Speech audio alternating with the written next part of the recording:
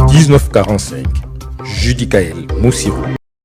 15 août 1960, 15 août 2025, la République du Congo célèbre avec faste ses 65 ans d'accession à la souveraineté nationale et internationale. À cet effet, 3 villes ont été choisies pour abriter ce défilé qui marque et marquera une adhésion totale de tout le peuple congolais, un et indivisible. Il s'agit des villes de Ouesso, Pointe-Noire et Brazzaville. À Pointe-Noire, tout est fin prêt. Au regard de ce qui se fait, vous êtes sur le chantier où les artistes sont en train de monter la tribune. Ça veut dire que le défilé aura bel et bien lieu. Il s'agit d'un défilé populaire. Nous aimerions savoir les Ponténégrines et les Ponténégrins exulter ici, sur la place de la préfecture, à l'occasion de ce défilé. Et si on vous a réunis là, c'est pour que vous fassiez le relais, que vous relayez l'information, que vous apportez le démenti, comme pour dire que le défilé aura bel et bien lieu vendredi 15 août à 9h pile. Fin avec les rumeurs déstabilisatrices. Les Ponténégrins et Ponténégrines sont appelés massivement sur l'esplanade de la préfecture de Pointe-Noire ce vendredi 15 août 2025 à partir de 9h. Ce jour-là, le Congo totalisera 65 ans d'âge. La ministre des Petites et Moyennes Entreprises et de l'Artisanat et celle de l'économie forestière ont procédé le 11 août 2025 à Brazzaville à l'ouverture du Salon des métiers du bois SAMEB. C'est désormais sur son site officiel que se tient la 4e édition du SAMEB.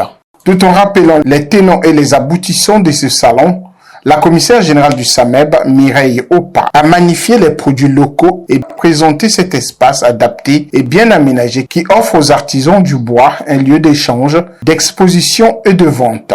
Durant ces 15 jours de salon, vous aurez l'opportunité de découvrir 4 zones, à savoir une zone d'exposition-vente tout autour de nous, dans la zone restauration sur ma droite, derrière. Vous y dégusterez des produits de la transformation de ce que regorgent nos forêts et savanes, des loisirs pour les jeunes enfants qui accompagnent les parents lors de leur visite.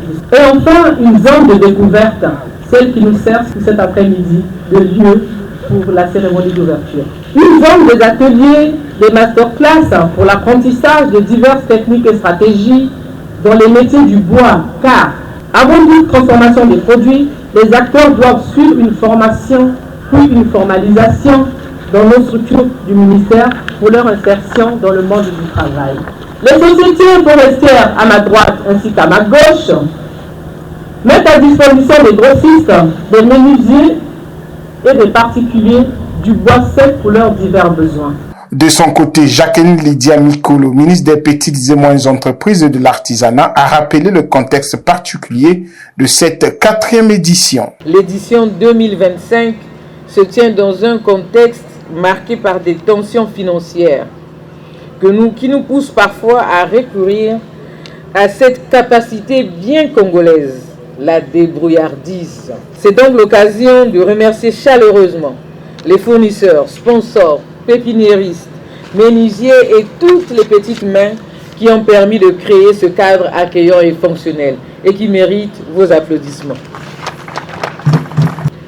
Autre innovation majeure du SAMEB cette année, le SAMEB se tient sur le site du futur village artisanal, cela s'est dit, un terrain magnifique que nous espérons mettre en valeur sur près de 10 000 mètres carrés, octroyé par décret présidentiel numéro 1239 du 27 août 2024. Ce choix illustre notre ambition de faire de ce lieu un pôle structurant pour l'artisanat congolais. Chers artisans, je vous rassure, nous n'allons plus quitter les lieux. Madame la ministre de l'économie forestière nous surveille et nous a dit de ne plus quitter les lieux. Donc on va y rester.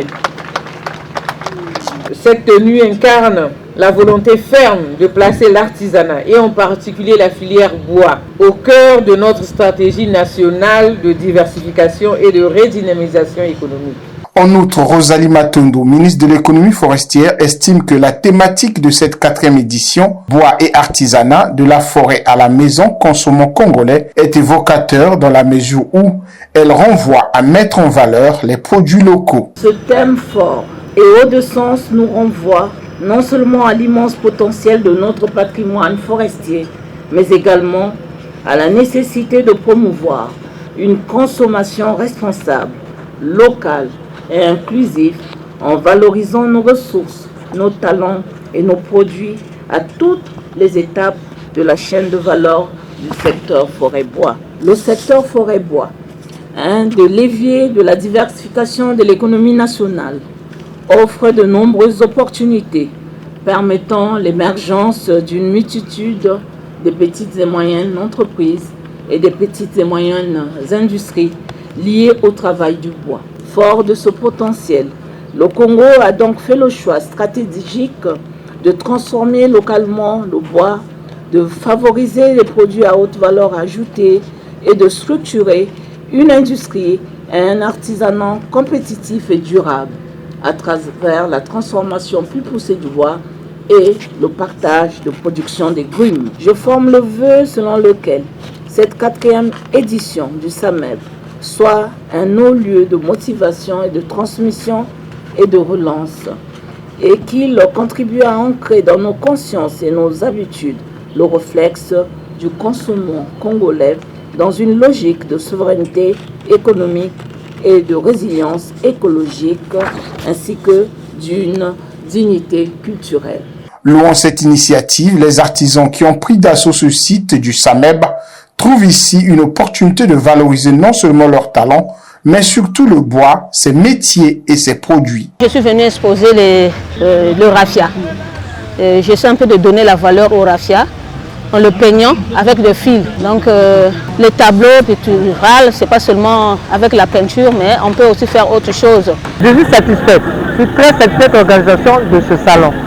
Et ce que j'ai aimé, c'est la valorisation du raffia et la valorisation du bois. Je vends des œuvres d'art anciennes, telles que si j'ai un chachouche chez Vili, ça vient du Koulou. Donc c'est un truc qui était, le chef tenait ça comme un truc d'apparat pour chasser de mauvais esprits. Quitte maintenant aux visiteurs de venir découvrir ce qui est proposé afin de mieux consommer les produits issus du bois. 1945, Judicaël Moussirou.